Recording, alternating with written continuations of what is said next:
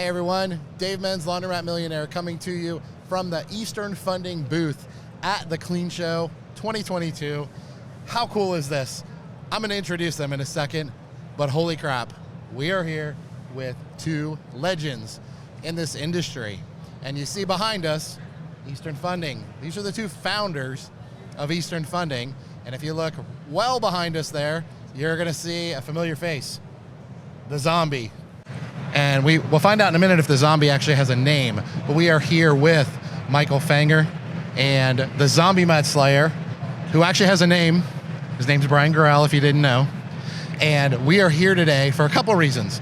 One of them is because we think it would be super cool to do a podcast at the Clean Show, right? Selfish, totally selfish. The second one is we want to find out, we want to get to the bottom, and these guys have agreed to be authentic and transparent. Tell the story of how Eastern Funding was created, why, because I'm a why guy, why Eastern Funding was created. I'm assuming there was a problem in the market, and we'll get into that. And then we're also going to talk about the ZombieMats Slayer and where this story came from, how it came to be, and how Brian became the ZombieMats Slayer. So welcome to the Clean Show 2022. Obviously, I'm here with my beautiful wife, Carla. Hello. She is here to make sure that I don't say anything stupid. That's why we're here, okay? Like I could stop him. Like she can stop me. She can't stop me. We all know that.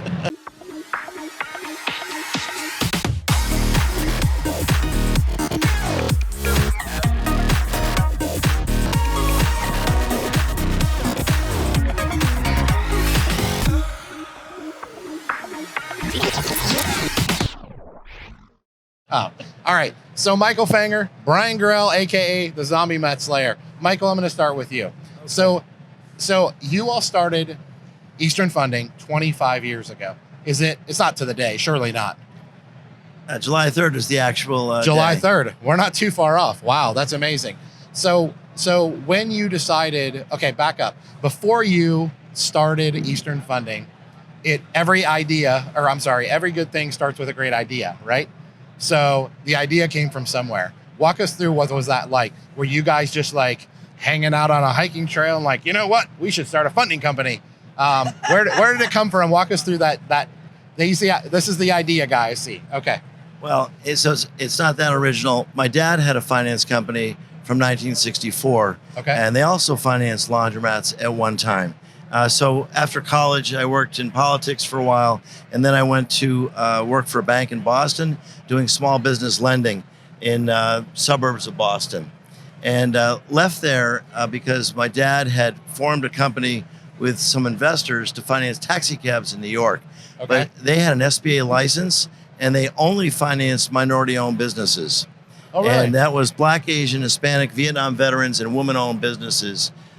Primarily, they were limited in their focus to taxi cabs in New York. And they had funds from the government, the SBA, that allowed them to leverage their own private capital.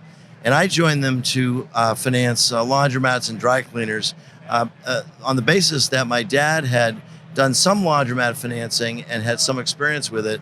But I chose those industries because the industries in the inner cities of the United States were primarily minority-owned companies, and I needed something that fit with this program. And I joined them in 1987, and it was a pure coincidence that Brian joined what was called Super Laundry at that time, which was a distribution company. He had been in a Big 8 accounting firm with Coopers and Lybrand, and joined them to do in-house financing, which is very common in the United States, Dave. It's captive companies, Alliance and Dexter obviously do that today, and we compete against those companies. Yep. So I worked there for 10 years. And what I would do is I would go visit Super Laundry. They had an open house every Wednesday night, and I wanted their business. So I would visit there, and Brian and his predecessor would say to me, "Oh, we don't need your financing. We have our own."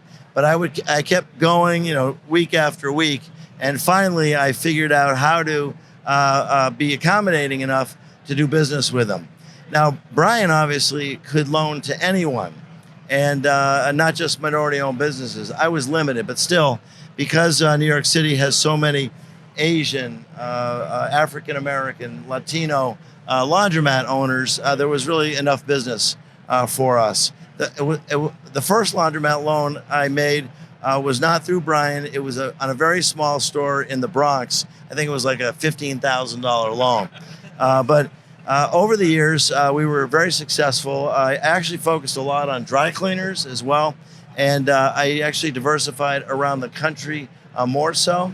But the loans back then, guys, were 100,000 or 150,000 max. It was 1,000 square foot laundromat because that was the size of the building in New York City. You get these row houses with apartments up top. And the distributors would decide what would fit in the store. And it was mostly a distributor driven business. And it's been so exciting to see the change over the years. But anyways, I stayed there 10 years. The company went public, and the company did a secondary raise to $180 million. And I was part of that whole public offering process, and it really changed my thinking and what I wanted to do. And so I determined a couple years before we started Eastern that I was going to go off on my own, and I wrote a private placement memorandum. My goal was to be the dominant specialty finance company in the United States in laundry and dry cleaning. And so when I decided to do this, the first position we needed to hire was a chief financial officer, a critical position in a financial organization. So I called Brian because he had an accounting background. He was involved in finance at Super Laundry, and I had lunch with him.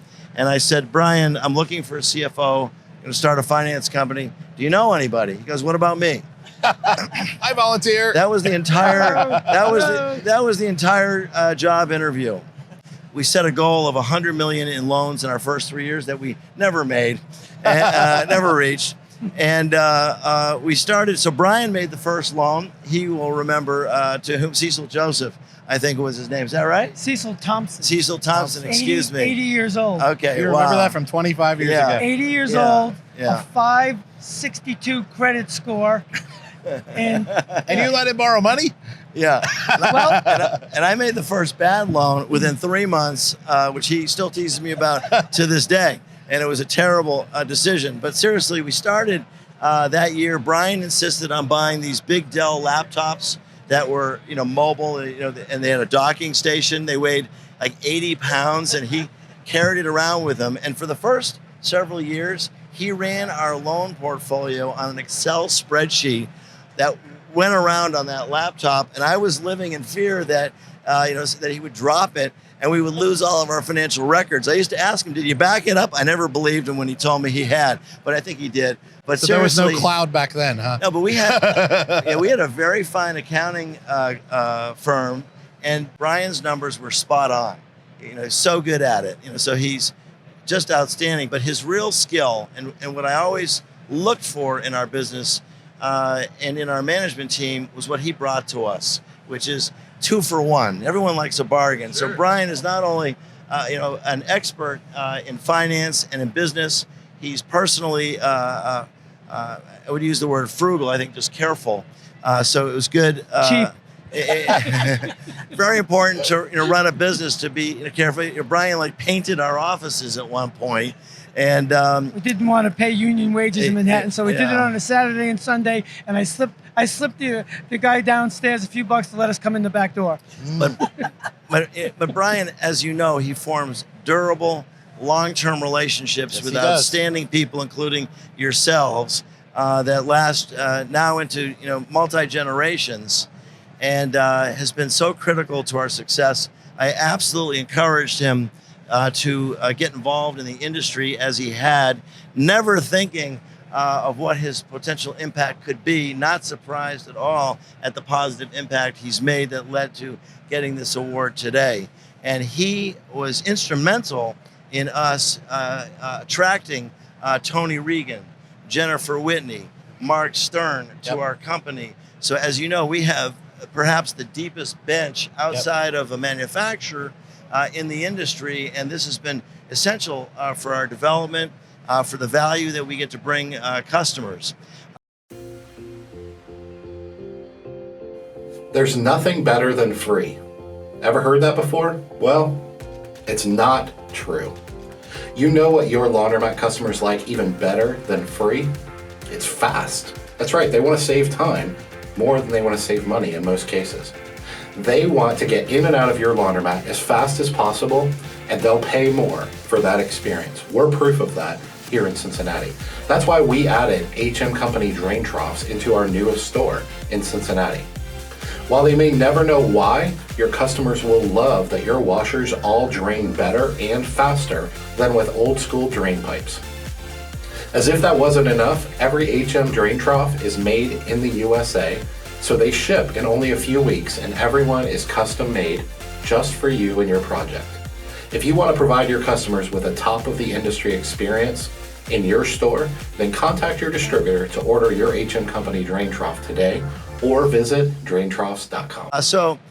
But going back to the very beginning, so our company was not a startup, we were really a restart, because we were already had 10 years of experience developing distributor relationships, Sure. not only with Brian's company, but with other very fine companies, mostly in the New York area, because I stayed focused mostly in the New York area for those 10 years.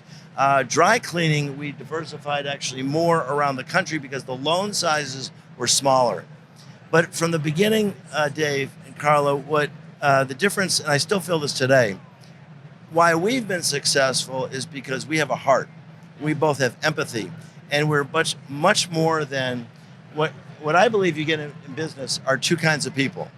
You get people that have a win-lose philosophy, and then you get people with a win-win. I'm sure you can speak to Dave that. says that all the time. Yeah, Don't get me going. yeah. So, and we're about win-win. Yeah. And obviously, we need to make enough of a profit so that our stakeholders, we're now owned by a bank, our stakeholders will keep rewarding us with capital to grow. Otherwise, we can't grow.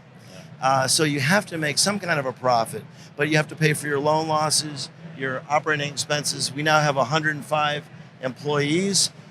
In the early days, we said to each other, look, if we fail, if we're unsuccessful, well, it'll be the two of us in an office someplace as loan brokers. But obviously, we've been successful beyond our imagination. The portfolio today is $1.3 billion. Wow. We're going to loan $550 million this year. In addition to the laundry industry, we finance tow trucks. But what we like is the fact that the industry evolved as we evolved. I will pause there and allow somebody else to Okay, so I got a question, Brian. Shoot. Is any of that actually true? It's all true. Okay, all right, I want to jump back to some of the beginning days. Yes. Okay. Yes. Paint so- the picture for us. I want to know what this first office looked like. He's right about one thing. When he came into our office, I was looking at, he was coming in with a suit and tie. And nobody in the laundromat industry wears a suit and tie, let's face it. So right away, he was exuding banker as he walked in the door. And Interesting. And when you exude banker, they think they know everything and they really don't, okay? Yeah. But what really super impressed me is that for him to have the courage to come from Boston with banking experience, to step into a primarily cash type business, working with a lot of street type entrepreneurs, and able to learn that business and then to develop relationships in that business and the persistence. I mean, he came, and I remember the first few loans, he wanted to know how he get his first loan. So in the early days in the laundromat business, most financing done was with recourse. So distributors were able to get loans out there, but they were on the hook. So Michael came along, and I had previously done business with Firestone and his dad, and he came along. I said, Michael, I have an idea. I think we can do a couple loans here. But I said, but I'm going to give you some really super customers, but we're going to want to do these loans non-recourse. And he bit. And maybe that was his way of entering into our space. And over time, we started developing a relationship, and we started to get to know each other. And as you know, relationships is where you build businesses. And if you have faith in someone. So I'll never forget when I can recall vividly when I raised my hand, having come out of the big firms and worked for ITT corporations and then a large electronics company. And then all of a sudden I started working for the small super laundry part of the CoinMac family. And I started seeing all these entrepreneurs come in, laundry owners coming in on those Wednesday nights. And they were staying till 1, 2 in the mornings, lines out the door for people wanting to buy laundromats. And I started meeting these entrepreneurs. Instead of going home on Wednesdays, I was sticking around. And I'm saying, all of a sudden I was getting excited about these type of entrepreneurs. And next thing you know it, instead of being behind a desk pushing a pencil cranking numbers, I was behind boilers and basements with cockroaches running around. So Excuse me. why So- was there such a demand for laundromats at this time? Why the big rush? The late 80s, early 90s, we were at the time we were building 80, 100 stores a year. Super Laundry had 8 or 9, 10 salesmen. And I never saw anything like it. And by the way, I don't want to discourage for the laundry owners out there, but that was list price financing. List price finance. Wow. If you were a good customer, it was a 5% discount. And At high rates. And at what they used to call add-on interest rates, which is back then was about 17, 18%, and everybody paid. And often we would make the loans ourselves to these companies. But to recall a story, how did I get involved with business with Michael? I turned it over to my wife. Michael and his wife invited us up to Connecticut to go out to dinner. So we brought my wife. So we had a real lovely dinner. We spent some good time tonight. Driving home from Connecticut, that my wife looked at me and goes, Brian, I have complete faith in Michael Fanger. So I knew I had her faith because what I was challenged with, leaving, a nice position and a nice firm, nice career, everyone in my family mocked me. How do you give up that security? You have young children at home. Are you crazy? You're going to go to a startup? You have to be nuts. So I heard all the naysayers. But I had learned, I had always had this entrepreneur vigor in me to do something for myself and manage myself, basically. So, Yeah. Was it the freedom that you were going after? well, let me tell you something. When you're becoming an entrepreneur, it may be freedom, but at the same time, Well, yeah. you don't work less Yeah. as an No. entrepreneur. You work differently. Okay, because when you work for someone else, you always got the thumb, you got differently. the That's clock. very well you put. got to be respectful. You always have to respect your boss whether you like them or not. Yep. You always have to respect the situation you're in. But when we And it was ownership also. Brian had Sure. ownership in the company, so it was a wealth building opportunity, which is one of our early mottos that we coined. Is we wanted to be wealth builders for our clients. We wanted to help them become wealthy over time, build their own dream. That's really interesting, Michael, because I call you all service providers. I put you card readers, software companies, kind of put you in that category. There's manufacturers, distributors, service providers, and laundromat owners. Kind of how I categorize the industry. And the fact of the matter is, not all service providers are truly interested in our best interest. Now they should be. I always say, even if you're greedy and you only care about yourself, for greed reasons, you should care about me. You should want me to be successful. So it's interesting to me. Well, that was important to you. Yeah, so I want to back up in a minute and tell you another sort of condition that led to all of this. But staying with the wealth builders for a minute. Wealth builders, what I realized is I wanted to make long-term loans, not short-term loans, because I wanted to make a loan. So at that time, the laundromat loans were 5 years. When eventually the manufacturers went to 10 years, obviously there's a little bit of a concern, what will the equipment be worth? But more to the point is I get to make that loan once and hopefully not hear from the customer until they're ready for a second store. Not that they can't make their payment, which of course does happen. People do run into trouble, and we'll talk about that, about what we did in the pandemic, which was to support all of our customers. 100%. And that was very unusual. And again, because of a lesson I learned in banking in New England, you may even remember this from your days in accounting. Bank of New England was a famous bank failure in the United States. And when a bank fails, they can't get the money back from the people who fail. They can only get the money back from the people who are alive. And those companies could be viable companies that get put out of business. So we look at stresses, like we did the same thing in 2008, as opportunities to help customers and to be there when other companies pull back. So we're unusual for a bunch of reasons, as you can understand this wealth building philosophy, because the point of a wealth builder is partly selfish, which is we have customers, Jose Almonte, 11 stores or 12 stores. That's what we want. So we joke about people, we want you to owe us money till you're 90, but the truth is, so they're building their family's net worth. We've now branched out into real estate, into car wash. And so, we don't focus on a lot of industries. We're very limited because of that, getting back to wanting to understand that economic model. So we make a good credit decision. And then our challenge is picking the right people. Yeah, I want to go ahead. Okay. Guess the question. I just had a couple of questions.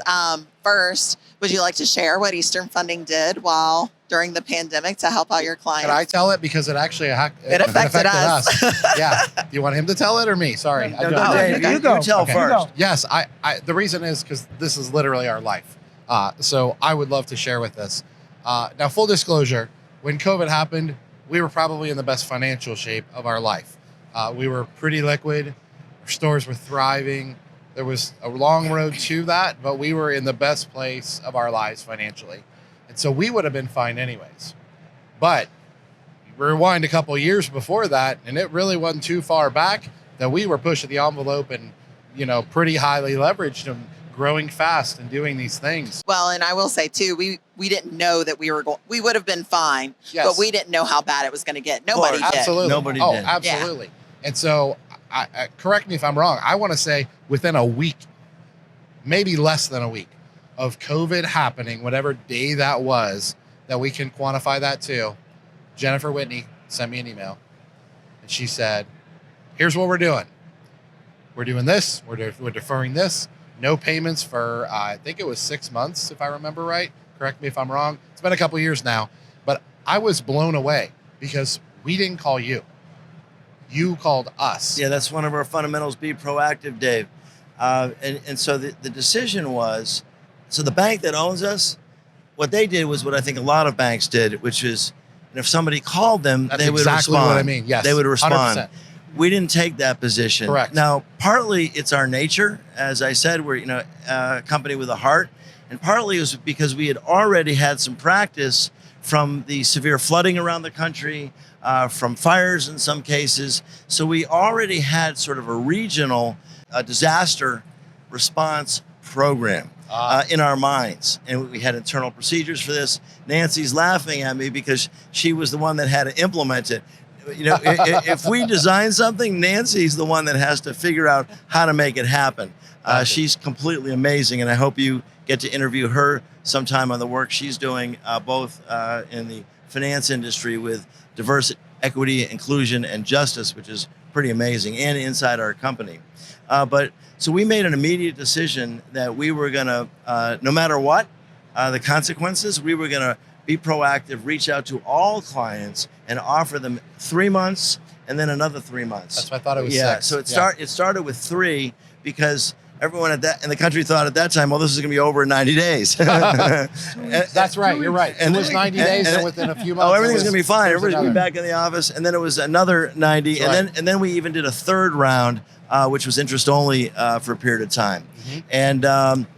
So, we did the right thing. We also did the right thing in the 08-09 timeframe as well. Well, I'll tell you, Michael and Brian, that will stick with me the rest of my life. We probably would have been okay without it, but as she said, we took it because we didn't know what was going on. We were terrified, and we immediately thought of all the other laundromat owners that were in our position 6 years ago or whatever. I mean, there was times if we didn't make a deposit today, payroll wasn't happening tomorrow. That we lived that for a couple of years, and it was crazy. And we just thought, oh my goodness, like how many people are Dave and Carla Menz of 6 years ago? But the thing that really stuck out to me was you said it. A lot of lenders in catastrophic times, they'll sit back and they'll wait. And I'm not saying it's necessarily the wrong approach. I think it's more right approach to be proactive. And to be like, we are going to come to you. And I remember Jennifer telling me, I think she emailed me at first. And I called her and I was like, so what? So, you're just sending this to me? She was like, we're sending it to every customer we have. I think it was like a 1-page document, if I remember. It's like the simplest thing I've ever done in my life. And I remember looking at her and being like we had a big note with you guys, a big note.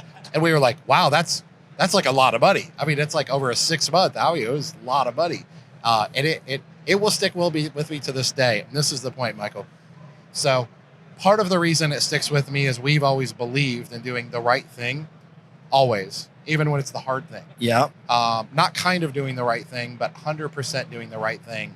And that's our business philosophy as far as operating laundromats. Yeah, you expressed it this morning wonderfully Thank with you. your comment about your delivery drivers and making sure they don't rush. Yes. And not only because it is a roving billboard, but because it's the right thing to do Yes. for your customers, and also the quality that you do your wash, dry, fold with, and look, the other thing that you're doing that's fantastic and I love is training and learning, and your conference. I couldn't be there, and I'm sorry. I was hoping I hope you'll do another because I don't want to miss it. I had a family obligation, but that's why, in a sense, we did what we did. So, we are those type of people. Yes. I'd like to believe, but it's also because we've seen in our lives that those moments that are great business opportunities, just like a ZombieMat, is frequently somebody else's, if they're ready to move on, or if somebody's fallen on hard times, that becomes an opportunity for revitalization. Yeah. I've always had this curiosity about places and travel. So when I moved to New York for that first 10 years, at that time, you've heard of Fort Apache in the Bronx. And so laundromats thrived, as you know, in poor communities. So I was driving to Newark, New Jersey, South Bronx, Bedford-Stuyvesant, East New York, just what the public deemed as the worst areas of the United States. And yet laundromats succeeded. Now, what happened was those communities still had not recovered from the riots in the 1960s, literally. So this was the 80s, and 20 years later, there were abandoned buildings. City of New York rebuilt. They would sell buildings for the taxes, much like what's going on in Detroit now. And Detroit has seen some revitalization, and hopefully a lot of it. So that too was fortunate for me because because banks wouldn't lend there. Yeah. So we had the advantage of not a lot of competition. I know we can speak from experience, Yes, and Carla. that starting into the laundromat industry, we couldn't get loans from the other banks. Right. And we didn't know about the Eastern fundings and the other, even the Alliance funding for equipment and all that kind of stuff. So we're glad to have you, and we've used you many times. Most definitely. Brian, I have a question for you. Sure. One of the things I talk all of my coaching clients about is kind of what we're all hitting on here. And that's what I call industry-specific lenders and how special they are. And the reason that I tell them that, this is my perception of how I've observed from the owner's perspective, is that at the end of the day, you all understand our business. Because I remember going to a community bank, and I talk about this on the podcast. I say, I went into them. I said, I have this $85,000 laundromat I want to buy. It's losing money. Like, it wasn't a secret. They were open that it was losing money. It's losing money. Here's the P&L. It's a dump. I'm going to pay $85,000 for it, but I'm going to make this really nice and profitable. And what I tell people is the way that and this is over 20 financial institutions I applied for my first loan.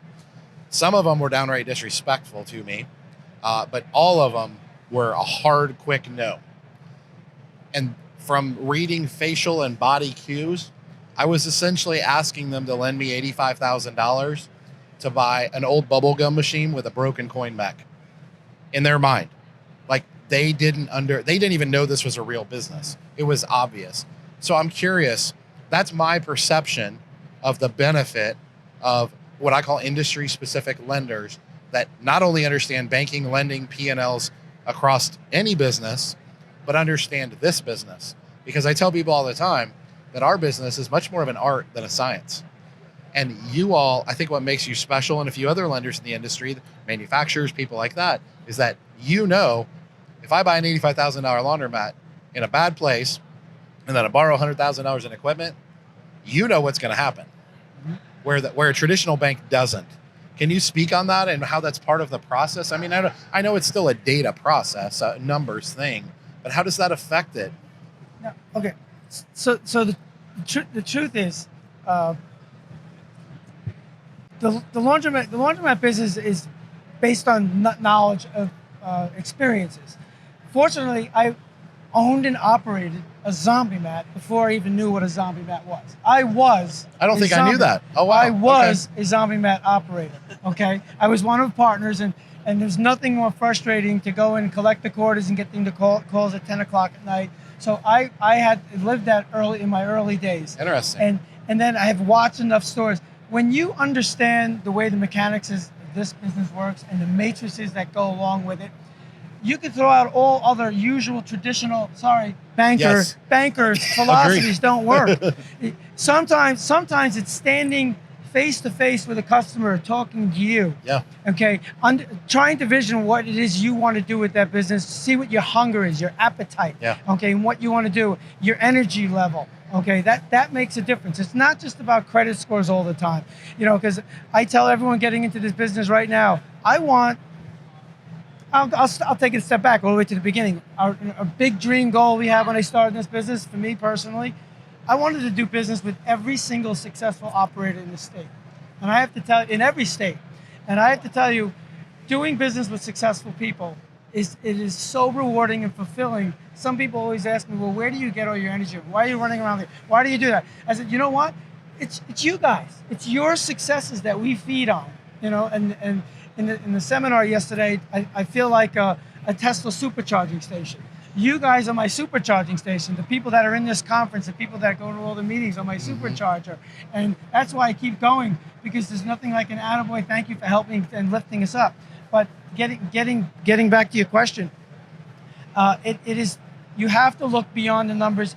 But we have done so many before and after retools, okay, that we know exactly what will happen. Yeah. It's one thing for a laundry owner to go to a vendor or a manufacturer and say, hey, I have these old machines, what can you do for me? Well, they're a little bit suspicious, and quite honestly, because they're looking to sell equipment. But when they come to us, we analyze information. I don't care what equipment they're going to buy. I said, I'm telling you right now, this is what's going to happen in your store. Oh, and by the way, we're the lender. And we're going to give you, if you have good credit in 2 years in business and you have an old store, we're going to give you 100% of the money. And then they look at you, well, why would they do that? Why would we do that? Because we have so much data, empirical data of success stories behind it, so that we can overlook the traditional lending rules, which is so many people get stuck on. Kind of the way Michael knew that. Michael learned the hard way, understanding cash flows and businesses.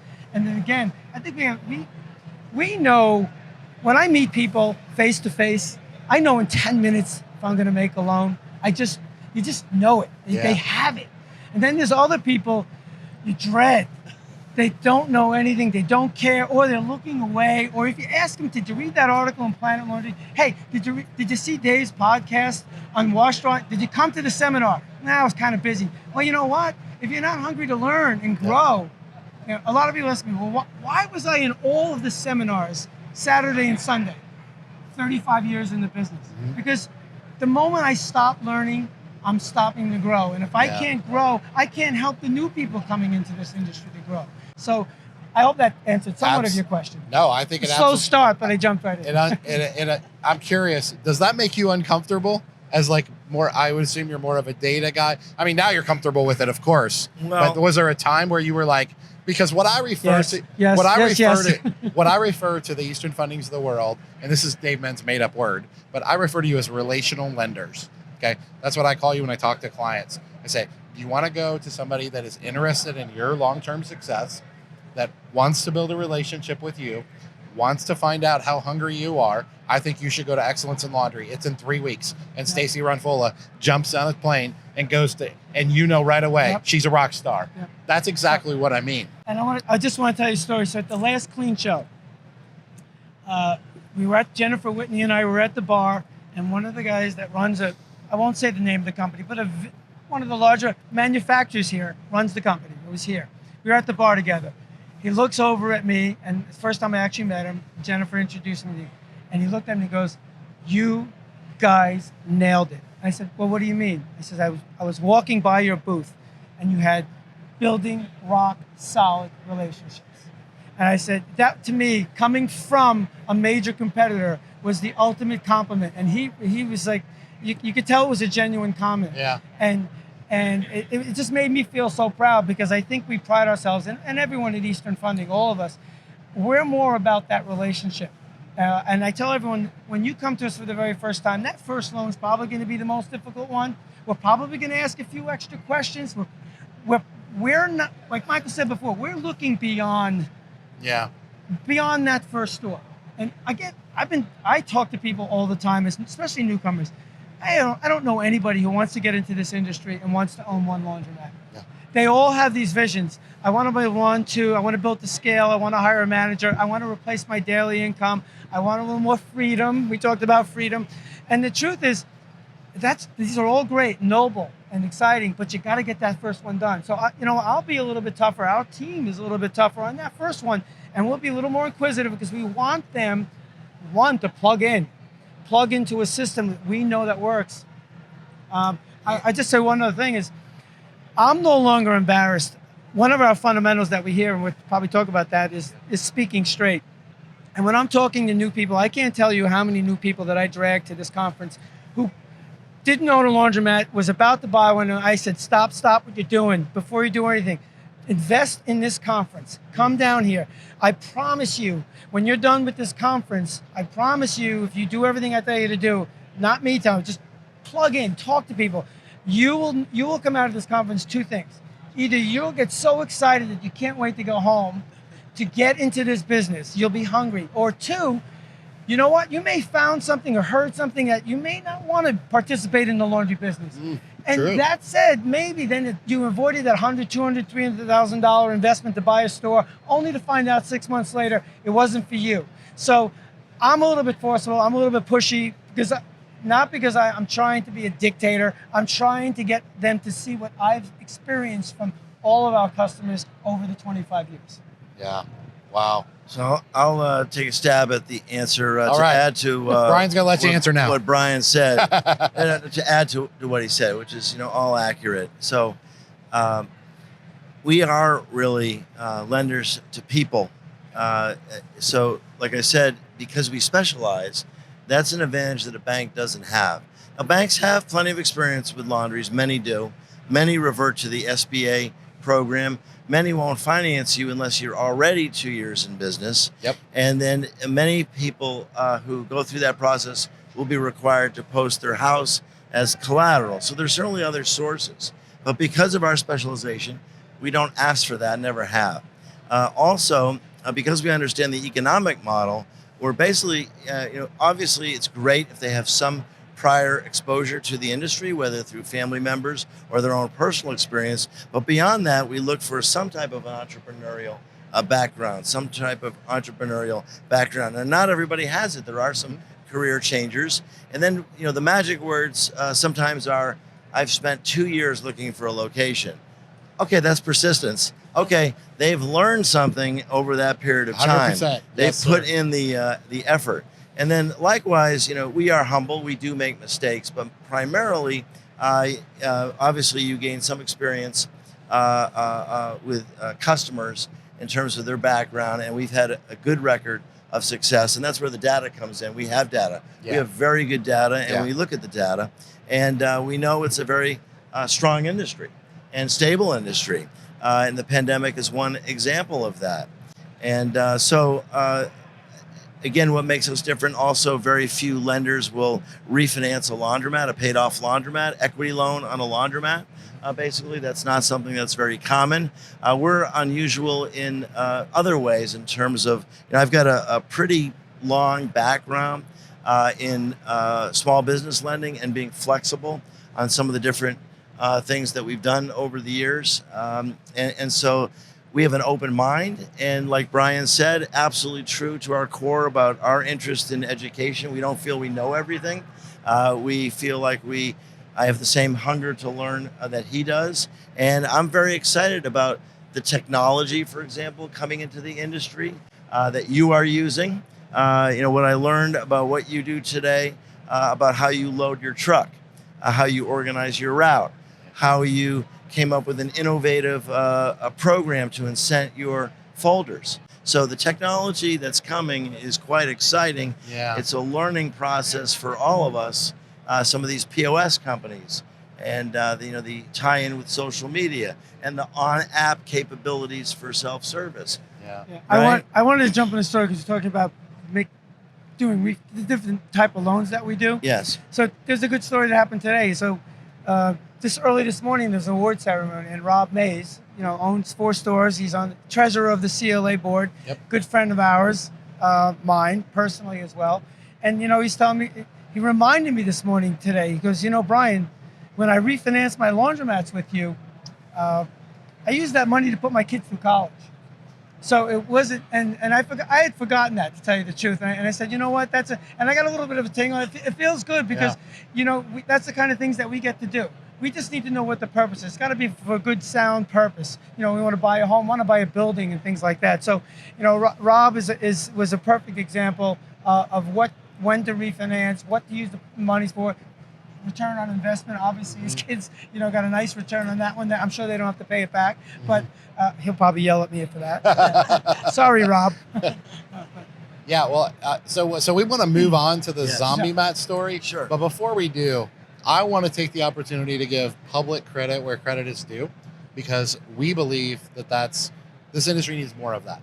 We believe that's happening, but we also believe that in the past, our industry has been more of an us against you mentality. Maybe not intentionally, it just happened among competitors, different things like that. And I know for a fact that you all don't have that mindset. It's very much we are all in this together. And at the Clean Show, I want to give you an example of that is my point. Not the Clean Show, I'm sorry. At the Laundromat Millionaire Conference, Chris Mihalik, which is a friend of ours, he owns Prime Capital, which is a competitor of yours, industry-specific lender in this industry.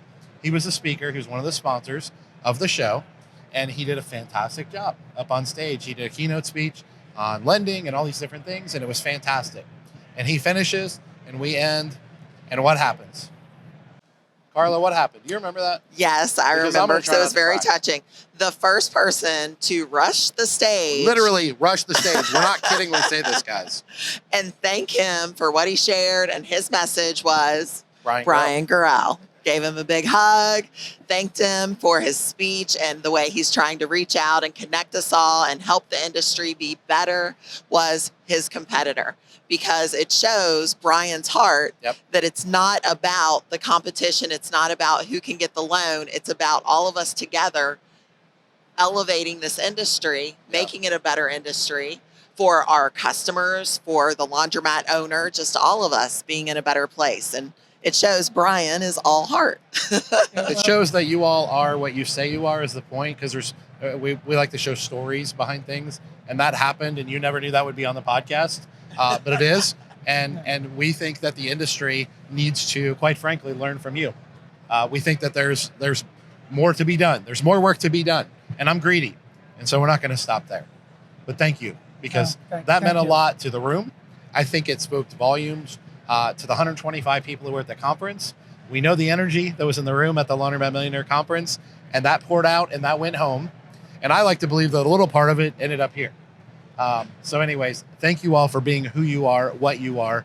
Thank you for sharing your story, but let's have a little fun. Okay. Now we're going to rock and roll. So first of all, I got to set the stage, because I don't want to take for granted that anyone knows who the ZombieMats Slayer is. I know this story, of course. So I know who the ZombieMats Slayer is, but I have no idea how you got the name. So Carla's going to get there too, which she's going to learn with the audience today, which that happens a lot. So, all right. So here's the deal, guys. I'm going to let Brian tell the story, but if you've ever heard the term ZombieMat, this is the man. He coined it. He trademarked it. I'm going to let him tell the story. But if you've ever heard the term ZombieMat, which I hear people say, that's literally your trademark. That is awesome. So it is. Yeah. It is a trademark. Yep. You can't use it, or you got to pay him money. So we want to know the story behind it, because honestly, I 100% know this for certainty, that there are thousands of laundromat owners throughout the country using the term ZombieMat every day on my Facebook group, on other Facebook groups, and they have no idea where it came from. They may not know who Brian Grell is. It's because they're new. They'll figure it out very quick. But the fact of the matter is, we want to share with the industry where this came from, because honestly, I think there's probably a bunch of veterans out there that it's like Brian Grell, something, I don't know, whatever. So share the story with us. Okay, so let's go back probably 7 years ago, maybe. I don't know which Clean Show it was, but I was standing in front of my booth and I bumped into Doug Rice, Teeter's Equipment. And we started chatting and we had a nice conversation. I didn't know him. I heard of him. I knew he was a great distributor. And he started feeling my energy. He started feeling and I started feeling his. We had a great conversation. It ended at that. I got a phone call after the clean show. He said, Brian, I love you. I love your energy. I said, I'd like you to come to our open house in Fletcher, Ohio. And I said, sure. What am I coming for? He goes, well, I want you to speak to my group. But I don't know if you know about our shows, but we always have 100, 150 people. And it's a big show. It's a fantastic show. I said, sure. He said, what do you want to do next? He goes, well, why don't you hop on the plane, come. I said, take Jennifer Whitney with you. She had just joined Eastern Funding at the time. So hop on the plane. It was in July. So I said, okay, we'll do that. So I booked the plane to go out there to go see them, to Fletcher. It's not so easy to get to, as you probably know, okay? I hear Ohio's a great place, by the way. So I'm from Ohio, and I don't know where Fletcher is. I don't even know where it is Well, either. let's put it this way. Cincinnati. Ohio is where ZombieMats started, so let me get That's out. interesting. Okay. Actually, I just learned something. I didn't know that. So here you go. So I had just, right before I was getting on the plane, going back and forth in Manhattan on the train, I was binge watching Walking Dead, and everything was about zombies. Everyone's walking around here. So anyway, I had watched 20 episodes before I got there, and we're sitting in the office. He sits in the conference table, all sitting around here. He goes, so Brian, what's your passion? What's your interest? I said, do you want to know what my interest is? You know what bugs me? Dirty, disgusting, filthy laundromats. I said, I've been in over thousands of laundromats. I go in there, and I said, people go in with clean clothes, and it blows me away that the place is so filthy and inexcusably filthy. So why would anyone want to go into this place knowing that the moment you take your clean clothes out, that you have fans blowing dirty air, you got grime all over the place, the machines haven't been wiped, half the machines are out of order, the attendants are reading newspapers sitting there, right? Not paying attention to their customers. It's the antithesis of what you guys do with Queen City Laundry and all the big, beautiful stores we're seeing now. Sure. So I said, I literally just sat there in the room and said, I don't know, I can't stand these zombie mats. And that was it. That was it. Sat. And he goes, you know what? Our show is going to be the end of October. Perfect time for zombies. And Nice. that's where the concept, this was July, and I had a plan for October. I had really never done any kind of public speaking formally, never been trained in any of this stuff here.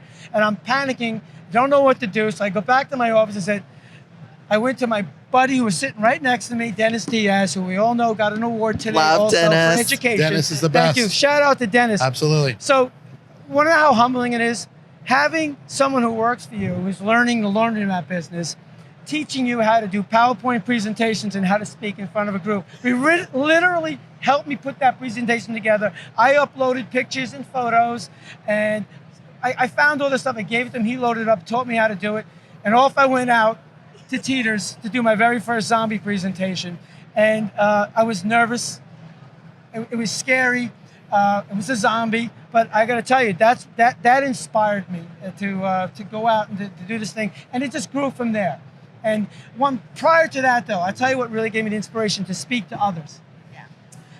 Art Yeager, out on the West Coast. We know Art. Love Art. Fellow CPA. You guys did a podcast. Art's a fellow friend of ours. CPA, very energetic, very numbers oriented. You always think about. If you ask him any statistic, he knows it. But he's very excited. And he said, Art, you got to come to New York in the Eastern Funding's office and do a presentation for us. And I had seen his presentations. He's funny. He laughs. He makes fun of people. That Always inspired has me. a story. So Art Yeager, thank you very much. You actually inspired me to do what I've been doing zombie presentations around the country. Pretty much that's how it was born, and it's morphed into now it's like best practices, how to make money, how to make more money. As an accountant, I'm all about the bottom line. I would never ever tell someone to do something that I thought would not be beneficial to their business. Certainly, I'm not going to do anything that's going to be hazardous to our ability to collect a loan back. So, I love doing my presentation as I give the ZombieMat challenge, and I get criticized and ridiculed online because they say, "Oh, you want to do is just push steel out there and you guys want to get rich and you want the manufacturers rich and us store owners are going to get poor." That's not what it's all about. No. Trust me. You know what it's about is that when you have done so many retools around the country and the empirical data is backing it up, and that when you go into a room and there's 100 people and 70 of them retooled, and you ask the audience, how many of you regret retooling, and no one raises their hands, okay? So that's why I go around and I ask 3 questions, okay? And then I'll let you go on to the next question, okay? I ask 3 questions to everybody, okay? Is your equipment more than 10 or 12 years old? Do you have a long-term lease or own the building?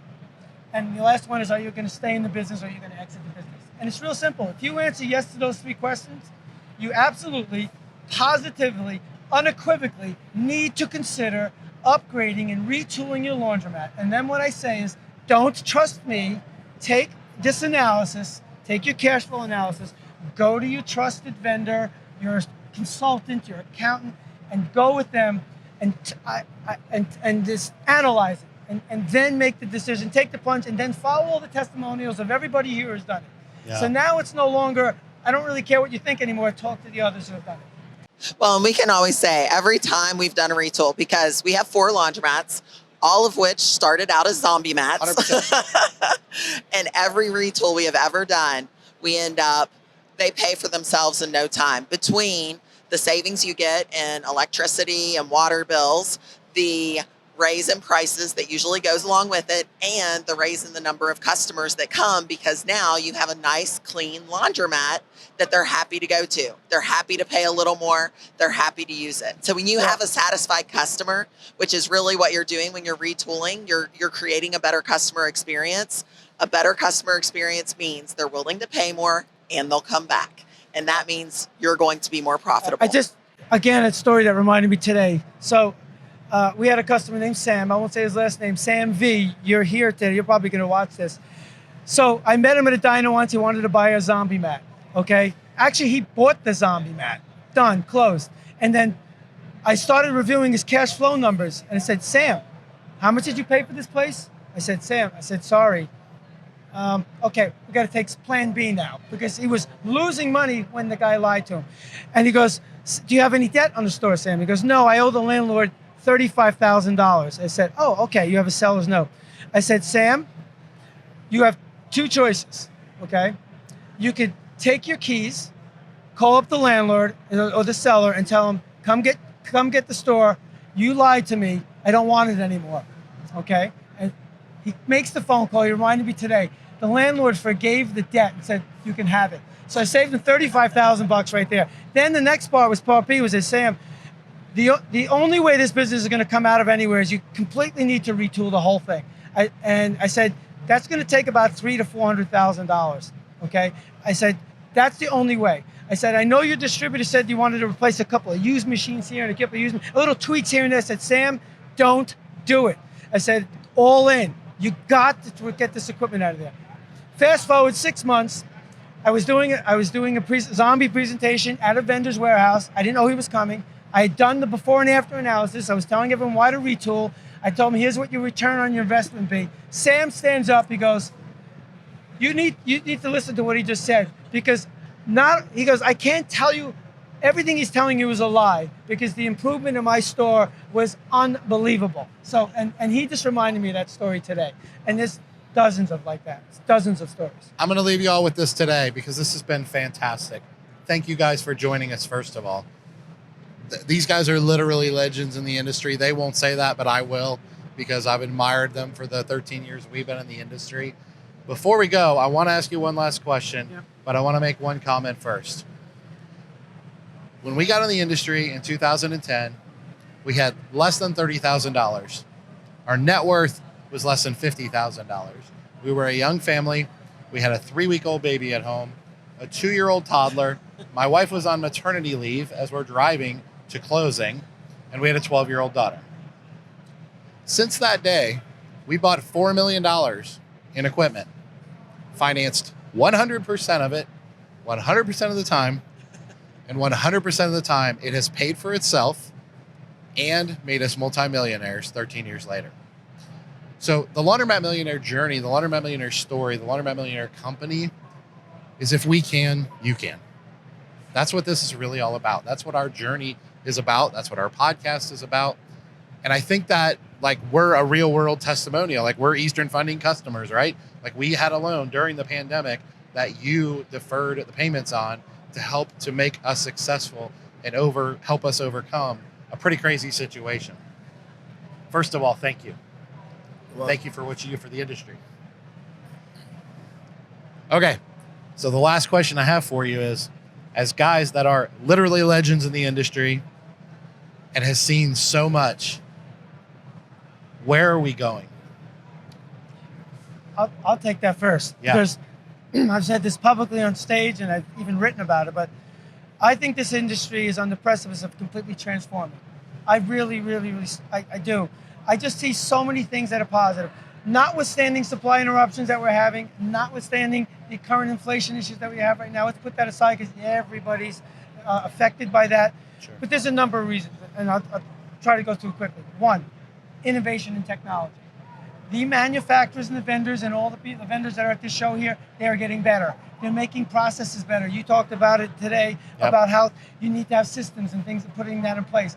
That the moving to high-speed equipment, large capacity, we're changing and doing that.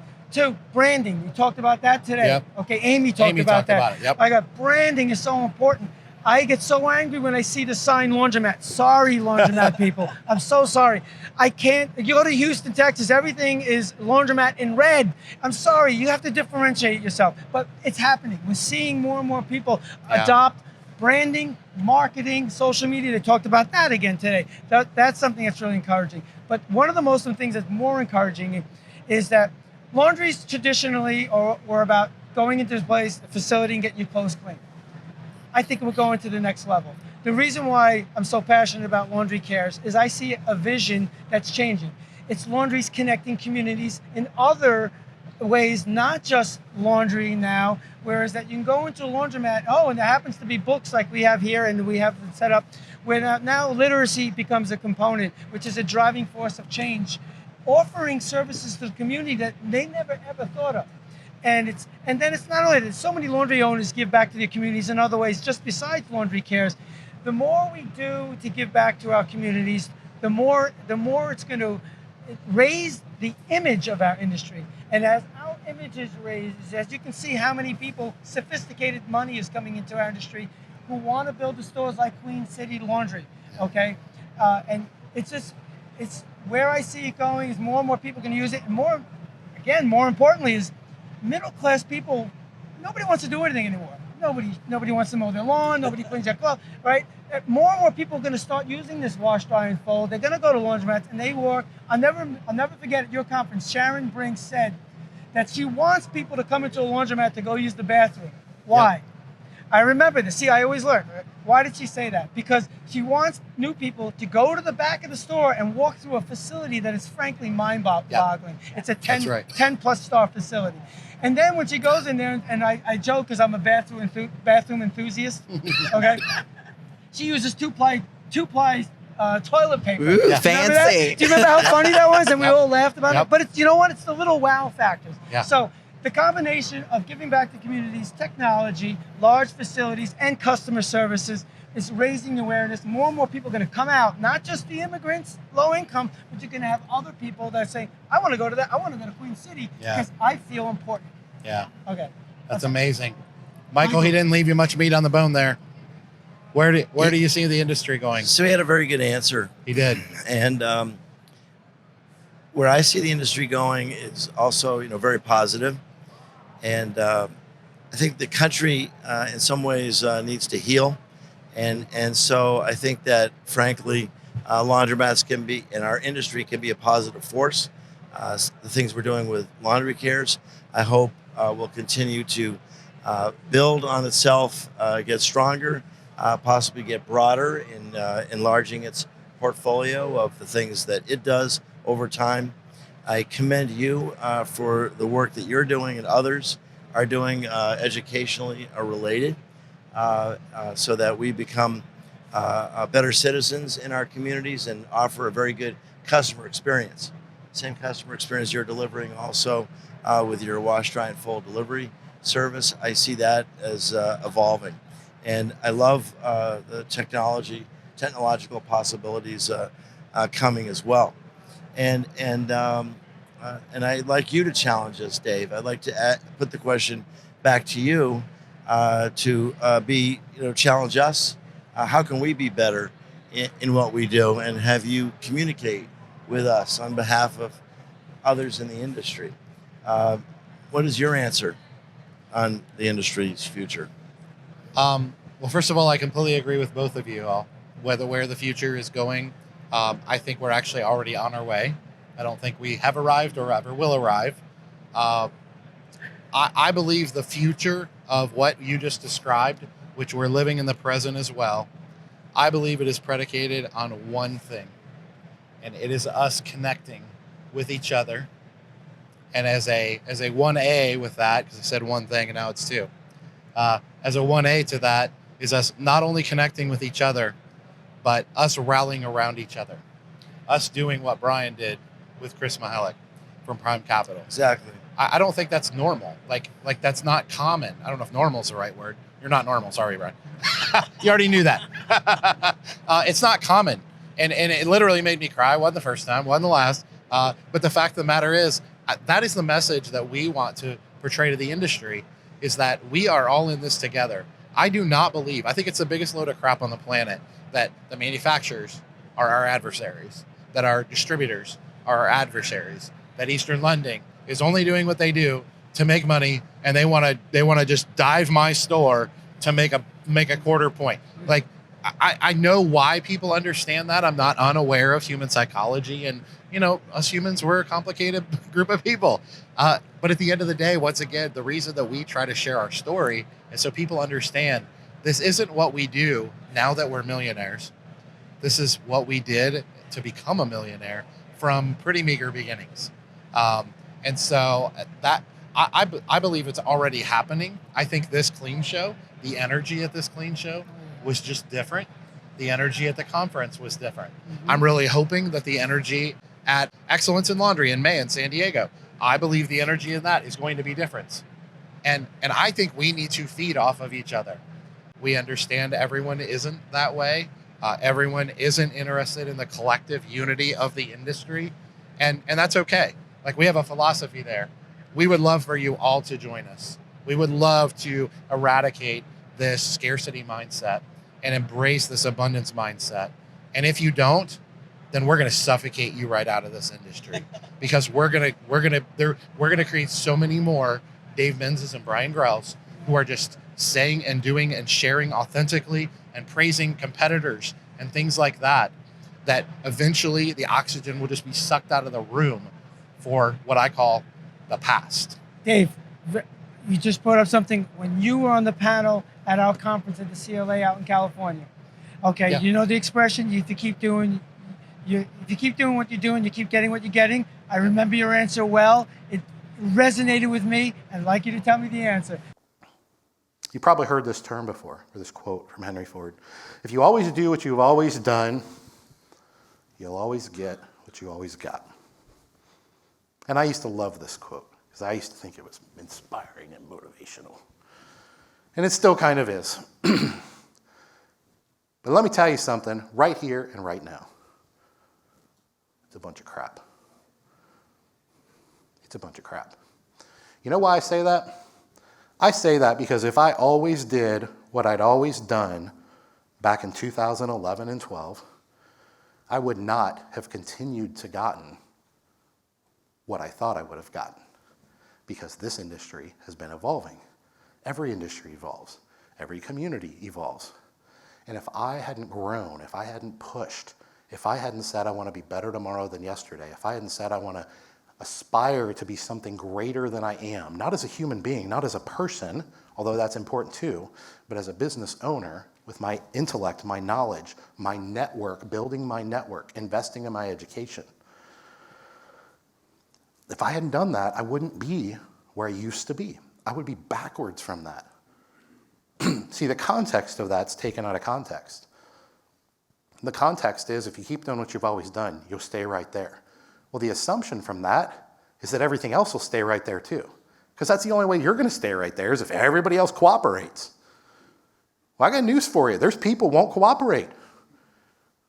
See, they're okay with you staying right where you are, because they are going to a different level. That false belief is that everyone else will cooperate. And they're not going to cooperate, right? I'm not going to cooperate. I'm not a cooperative person. I'm pushing the envelope. I'm trying to get better. And so if you keep doing what you've always done in this industry, you're going to get left in the dust, buddy. Boom. And the Thank you. industry. Crushed. But we don't want Trust. that. I But let loved me it. be I very loved it. clear. Let me be very clear. This isn't us versus you. We don't want that for you. I mean, if you choose it, we can't change it. We can't do anything about it. But we're leaving the station. Get on a daggone train or don't. Right. And so I appreciate you guys. Thank Love you. you guys. Thank you very You much. guys are doing Thank you, amazing Dave. work. Love it. Thank you Appreciate very it. much for your Thank time you. here at the show. Thank you, Thank you. Carla. You guys are the Appreciate man. it. Thank you, fellow Thank CPA. All right. So, guys, Dave Menz, Laundromat Millionaire, my beautiful And wife, Carla. Carla, founders of Eastern Funding, Michael Fanger and Brian Grell. We are out from the Clean Show here, 2020 Cincinnati. We will see you all next week for another episode of the Laundromat Millionaire Show. Take care, everyone. Bye.